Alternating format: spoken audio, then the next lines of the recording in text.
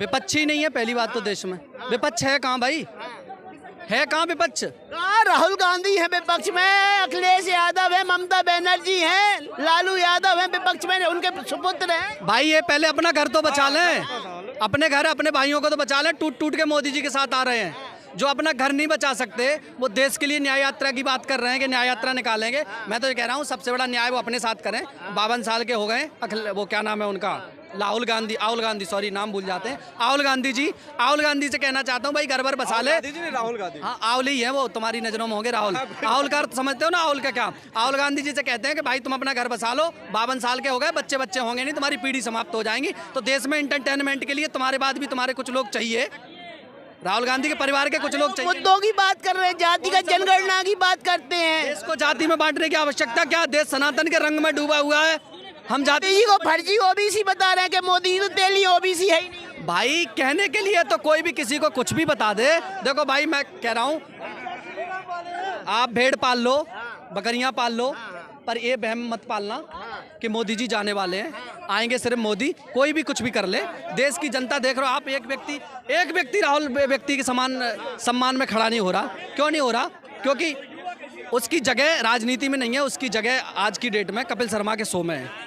आपको लग रहा है कि कॉमेडी के पात्र है राहुल गांधी, नेता नहीं है? हमको नहीं लग रहा, पूरे देश को लग रहा है। लगता होता तो अमेठी से चुनाव हारते। अगर नेता होते जहाँ से उनके बाप दादा, उनकी अम्मी, उनके अब्बू जो वहाँ से सांसद बनते आए, जो खुद सांसद बनते आए 3-4 बार, वहाँ से चुनाव हार गए। तुम प्रधानमंत्री के सपने देखते हो, सांसदी का चुनाव हार गए। अन्याय तो हुआ है कहीं ना कहीं जनता के साथ, जब ना वो न्याय यात्रा निकाल रहे हैं। कौन सी जनता के साथ अन्याय? अन्याय उन्हीं के साथ हुआ ना, मैं कह तो रहा हूँ। बेरोजगारी बढ़ गई, महंगाई बढ़ गई, अनएम्प्लॉयमेंट कितनी ज्यादा हो गई। बेरोजगार कौन हुए? बेरोजगार हुए राहुल गांधी, बेरोजगार हुए अखिलेश यादव, बेरोजगार हुए लालू, ठीक है, जो जेल में जाने लगे। इनके साथ अन्याय इन्हें लग रहा कि इनके साथ। आपको लगता है जनता में बेरोजगारी नहीं है, राजनीतिक पार्टियों में बेरोजगारी नहीं है। बेरोजगारी हो गई कांग्रेस के पास, जिन्हें कार्यकर्ता नहीं मिल रहे, जिनके कार्यकर्ता टूट टूट के बीजेपी में जा रहे हैं। बेरोजगारी कांग्रेस के पास है। देश के पास जो लोग रोजगार हैं, पढ़े लिखे लोग हैं, जरा सा माइंड है, वो बेरोजगार। पूरा विपक्ष एक मत में क्यों बोल रहा है कि ईवीएम से मोदी चुनाव जीत रहे हैं और एक ईडी से चुनाव जीत रहे हैं? ईवीएम लाया कौन था? ईवीएम कौन लाया था? कांग्रेस लाई थी, बीजेपी थोड़ी लाई थी। दूसरा, आप दिल्ली में चुनाव जीत जाते हो तो लोकतंत्र की जीत है, ठीक है, और हार जाते हो तो ईवीएम।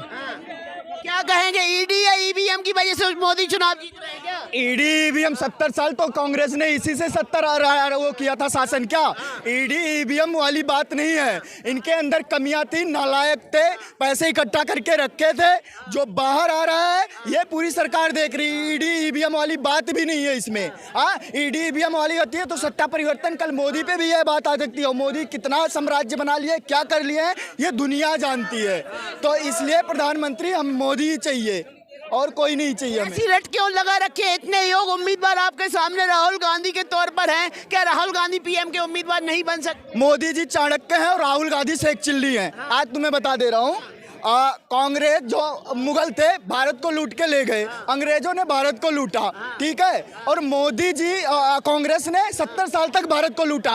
ये तीनों लोग जो थे, तीनों लोग ये भारत को बर्बाद कर दिए, उस जगह छोड़ दिए, भारत को तोड़ दिए, भारत को लूट लिए, भारत के विरासत को खत्म कर दिया, भारत की संस्कृति को खत्म कर दिए। मोदी जी आए, संस्कृति भी वापस लाए और भारत का झंडा सऊदिया जाके बुर्ज खलीफा में देख लो। कांग्रेस के शासन में क्यों नहीं लहरा रहता था? आज मिलोनी भी मोदी जी की फैन है। आज पाकिस्तान भिखारी कह रहा है कि मैं भिखारी इसी वजह से हुआ क्योंकि मोदी जी प्रधानमंत्री बन के बैठे हैं, वरना हमारा भी पाकिस्तान डेवलप किया होता। तो सोच लो, पाकिस्तान अपनी भिखारिता जो भिखारी हो रखा है उसका कारण प्रधानमंत्री मोदी को ठहरा रहा है। तो इससे आप अगर पत्रकार है सोच सकते हैं क्या लेवल है मोदी जी का। अभी तो राहुल गांधी ये बोल रहे हैं कि मोदी जी ओबीसी गलत हैं, तेली दे गलत तरीके से ओबीसी बन गए। ओबीसी का अध्यादेश कौन लाया था? कांग्रेस ने हिलाया था ना। ओबीसी नाम की कोई चीज ही नहीं थी। पहली चीज कांग्रेस ने हिलाया, कांग्रेस ने इनको किसको साबित कर दिया, इसका जात क्या है, इसका मजहब क्या है, इसकी शाखा क्या है, ये कांग्रेस ने डिसाइड किया है।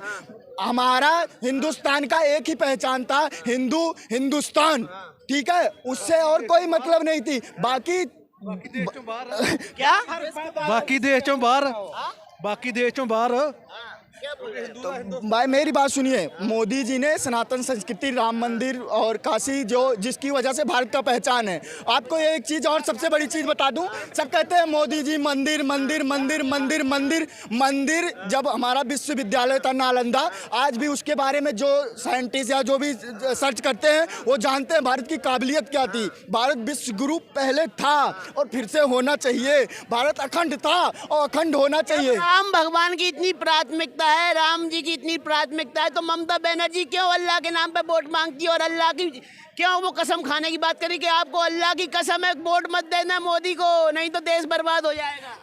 ममता बनर्जी जो बांग्लादेश के घुसपैठ आते हैं उनको संरक्षण देती हैं, जैसे अरविंद केजरीवाल दिल्ली में दिया था और दिए थे।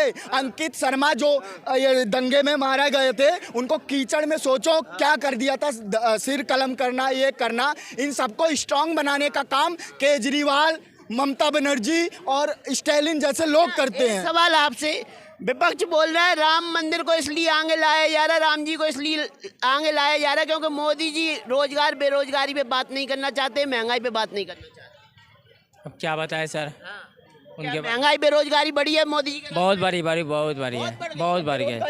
ये कह रहे हैं बेरोजगारी बढ़ गई। बेरोजगारी यूसीसी ला रहे हैं मोदी जी, तो फट क्यों रही है लोगों का? भाई साहब से एक सवाल पूछना चाहता हूँ भाई साहब आपसे, बेरोजगारी कौन से क्षेत्र में बढ़ी गई है? कहाँ बढ़ी है बेरोजगारी? मैं आज के क्षेत्र में मैं बताता हूँ रोजगारी कहाँ का है। फाइनेंस, हाँ नहीं वो मैं बता रहा हूँ, मैं बोलता हूँ, सुनो भाई बेरोजगारी की आपने बात किया भैया जी, मैं आपको बोलता हूँ IT सेक्टर हो, फाइनेंस सेक्टर हो, बैंकिंग सेक्टर हो या फिर गवर्नमेंट सेक्टर हो, आप बताइए कौन से सेक्टर में आपको रोजगार नहीं मिल पा रहा है आज के देश के युवा को?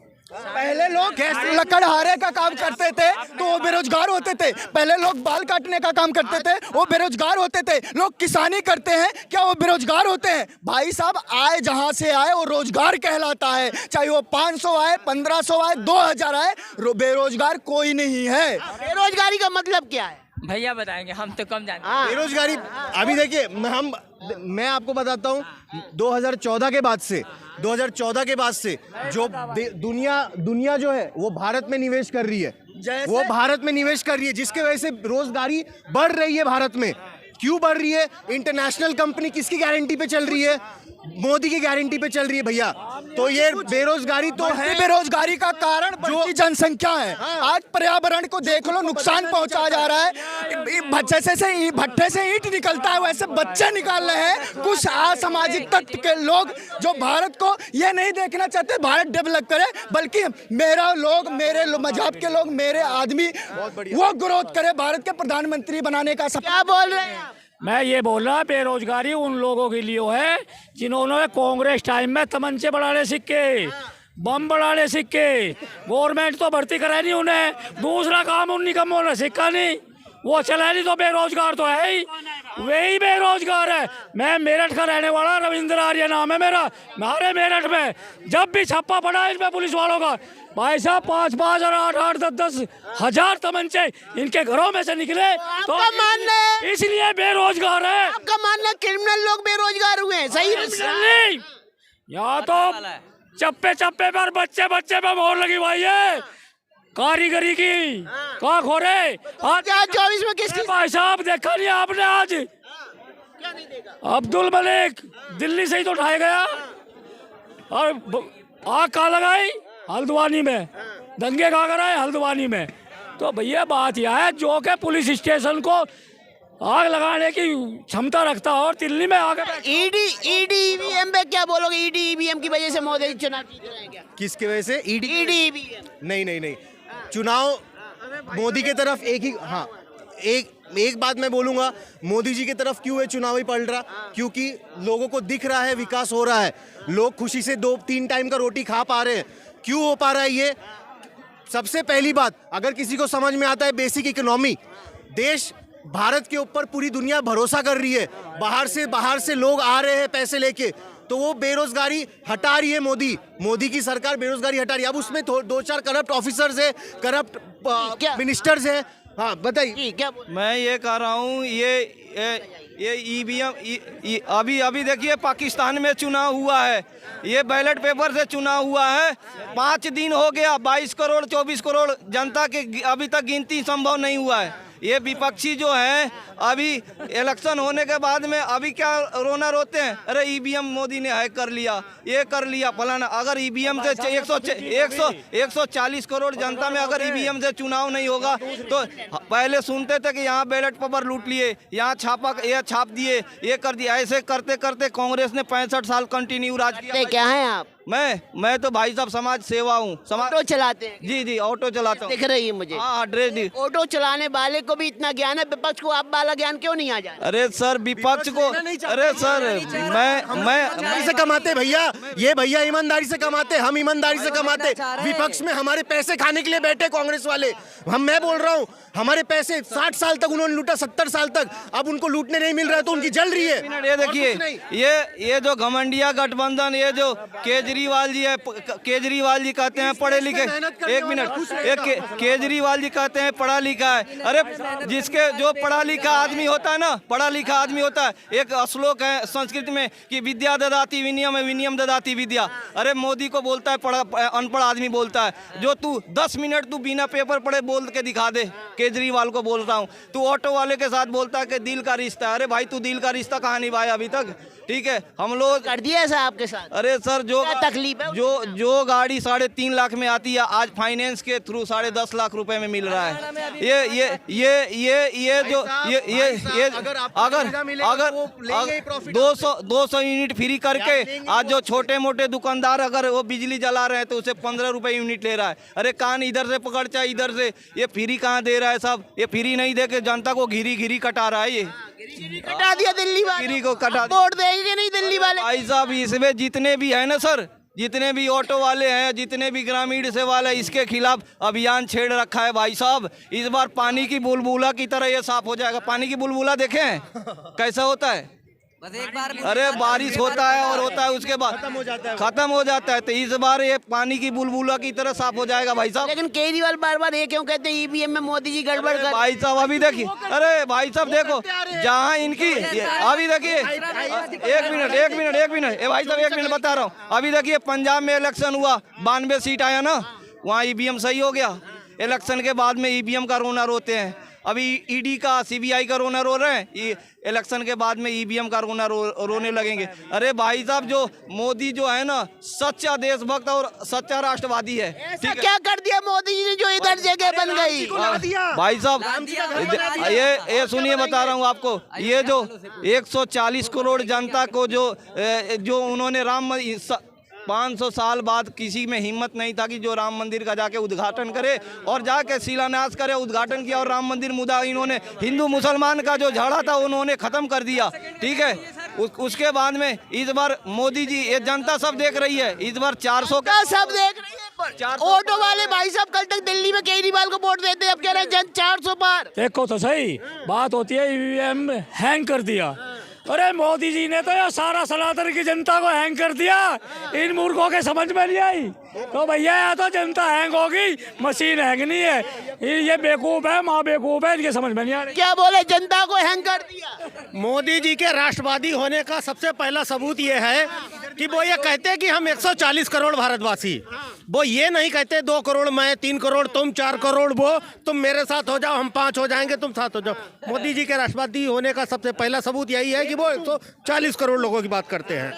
सबका विकास, कोई भी ऐसी नीति, कोई भी ऐसी योजना नहीं सामने आई हम लोगों के सामने जिसमें ये साबित होता हो कि वो कहीं हिंदू या मुस्लिम के बीच में डिवाइडेशन कर रहे हो। इससे ये साबित होता है वो असली पक्ष बार क्यों कहता है हिंदू मुस्लिम की राजनीति मोदी जी सबसे ज्यादा कर रहे हैं? सुनिए, हिंदू मुस्लिम की राजनीति उनके बाप दादाओं के दौर से होती चली आई है। अब वो ये चाहते हैं कि मेरी वही पॉलिसी बनी रहे, अब संभव नहीं है। ये देखिए, ये जो हिंदू मुसलमान किसने करा? ये कांग्रेस का देन है। हिंदू मुसलमान करके देश का 4 टुकड़ा कर दिया भाई साहब, देश का 4 टुकड़ा कर दिया। इंडिया नाम कितना, अपने भारत का कितने नाम से जानते हैं? कोई बताएगा? 4 नाम से जानते हैं। इंडिया, हिंदुस्तान, आर्यावर्त, भारत, 4 नाम से जानते हैं। ठीक है, लेकिन इनको इंडिया नाम को भी इन्होंने खंड खंड कर दिया भाई साहब, सारे में डॉट लगा दिया। ये जनता देख रही है भाई साहब, तूने देश को खंड खंड किया, नाम को आप कह रहे हैं खंड खंड कर दिया, वो तो कह रहे हैं हम भारत जोड़ रहे हैं। भाई साहब भारत का घंटा जोड़ेंगे ये, जो अपने पार्टी को जो जोड़ नहीं पा रहे वो भारत को जोड़ेगा, ये न्याय निकालेगा। टुकड़े टुकड़े गैंग का सरगना कन्हैया कुमार बिहार के नाम पे जो कलंक लगाया है ना, वो अपने पार्टी में रख लिया, ठीक है। वो ये टुकड़े टुकड़े गैंग का सरगना कन्हैया कुमार अपने पार्टी में रखा। जिस दिन से पार्टी रखा है वैसे भी ये टुकड़े टुकड़े गैंग की तरह ये भी खंड खंड हो जाएगा कांग्रेस पार्टी। कितने सहमत है इनकी बात से? ऑटो चलाते हैं। एक बार सुन लो आप। नहीं, मैं इनकी बात से सहमत नहीं हूँ, लेकिन जैसे आप व्यक्तिगत देखिए, ये भाई साहब किसी दूसरे प्रोफेशन से, आप किसी दूसरे प्रोफेशन से, आप सरकार को अपने प्रोफेशन से तौलिए। आज सब आप एक रिपोर्टर हो, आप बस इतना तौलिए कि मोदी जी की सरकार में माइक गांव-गांव फैल गई। क्यों? जनता जागरूक हो रही है। वैसे ये अपने प्रोफेशन में करेंगे तो ये अपने प्रोफेशन में सरकार को देख लेंगे।